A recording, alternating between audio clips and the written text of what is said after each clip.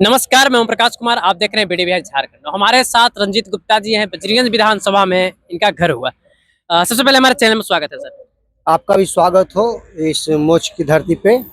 और मेरा नाम रंजीत गुप्ता हुआ और मैं जन स्वराज का सिपाही के तौर पे काम कर रहा हूँ, सत्याग्रह सिपाही के तौर पे। और मैं सचिव भी हूँ अपने प्रखंड का। जी जी और फॉर्म भी भर चुका हूँ प्रत्याशी के रूप में, भावी उम्मीदवार के तौर पे। जी। और जन स्वराज के साथ काम करने का मौका मिला है तो सर मौका मिला है, चलिए अब तो बहुत ज्यादा परिचय तो एक ही बार में आप बता दिए। आपसे प्रश्न रहेगा कि आपको पता होगा कि जिस विधानसभा से आप आते हैं वो विधानसभा कब्जा है बीजेपी का, जी है ना। हाँ। और बीजेपी के गढ़ में आप लोग जा रहे हैं चुनाव लड़ने के लिए। ठीक। फॉर्म बहुत सारे कैंडिडेट आपके यहाँ भरे हैं। जी जी भगवान करे टिकट मिले। जी टिकट मिलेगा अगर आपको, और अगर वजीरगंज के लिए जी आप चुनाव के मैदान में कूदते हैं जी और अगर आप जीत भी जाते हैं, जी वजीरगंज के लिए सुधार क्या कीजिए, वजीरगंज की जनता को बताइए।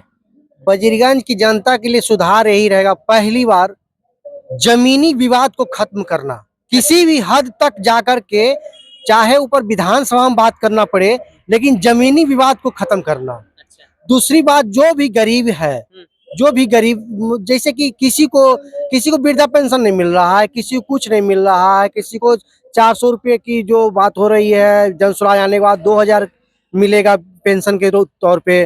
जो 4% की ब्याज की बातें हो रही है, जन सुराज की तरफ से बात हो रही है, बीजेपी आज तक तो दी नहीं। और बीजेपी को 15 साल से हम लोग वोट कर रहे हैं, बीजेपी को फुल समर्थन करते थे। अरे जब भी मैंने वोट का समय आया, बीजेपी को वोट दो, लेकिन आज तक कोई विधायक नेता कोई आए नहीं, किसी को मिले नहीं, कभी कोई मैंने चर्चा ही नहीं रहा कि क्या करना है, नहीं करना है, करना। अरे हम भाई प्रत्याशी हैं, हम नौकर हैं, हम आपका पहरेदार हैं, हम आपके चौकीदार हैं, आपके सेवा में लगेंगे। ना कि हम विधायक के तौर पे जीत गए और घर जाके बैठे हुए हैं, आराम फरमा रहे हैं। वो नहीं होना चाहिए। अगर हमें जनता जीत के लाती है, ठीक है, हम जन सुराज से फॉर्म भरे और प्रत्याशी फॉर्म भरे हैं, ठीक है। हम मानते हैं कि प्रत्याशी की जो कोर कमेटी का गठन होगा, जिसमें जो सक्षम होगा उनको टिकट मिलेगा, ठीक है। अब जिनको टिकट मिलेगा और जिनको भी टिकट मिले, वो ऐसा उम्मीदवार को टिकट मिले जो सबसे बात करने में सक्षम हो, ना कि किसी से अकड़ से बात करे। नहीं, भाई बहन या बाबू भैया करके बात करे, विधायक होने के बाद भी बाबू भैया होकर बात करे। हर एक नीची से लेकर के ऊंची जाति तक के मिले आदमी, तो वो सक्षम उसी तरह का विधायक को खोज के लाना चाहिए। एक प्रश्न आपसे रहेगा, आप बता रहे हैं कि जन सुराज से आप दावा ठोके, लेकिन विधायक उसी तरह से खोज के लाना चाहिए। आपसे प्रश्न इसलिए किया जा रहा है कि आपका जो जाति का भी वोट है, क्योंकि बिहार में जब से भी शुरू से आज तक अगर हम लोग देखते आ रहे हैं जब से, तो यहाँ जात पे वोट होता है कि नहीं। जी जी। तो इस बार क्या आप लोग का जनसुराज में जात पे वोट होगा या नहीं। देखिए, जात का वोट तो मायने नहीं रखेगा, बिहार बदलाव की ओर है।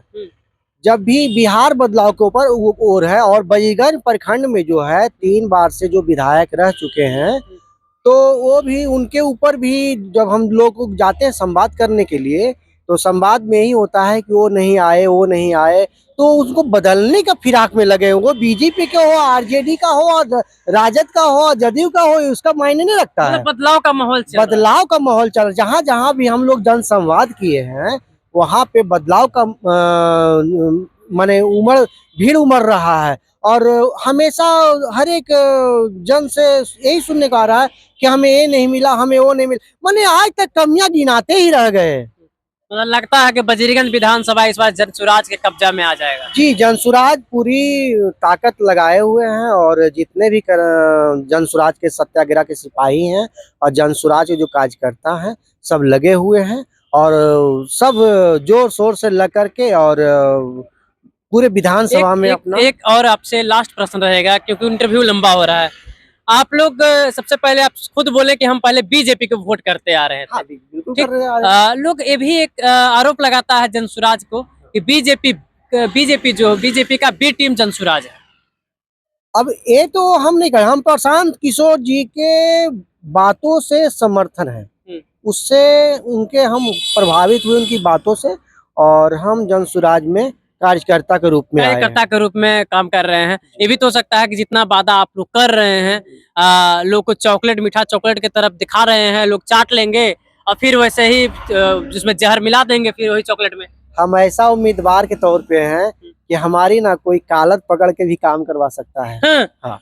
एकदम। एकदम अच्छा, आप मतलब आप गांव में रहते हैं? जी।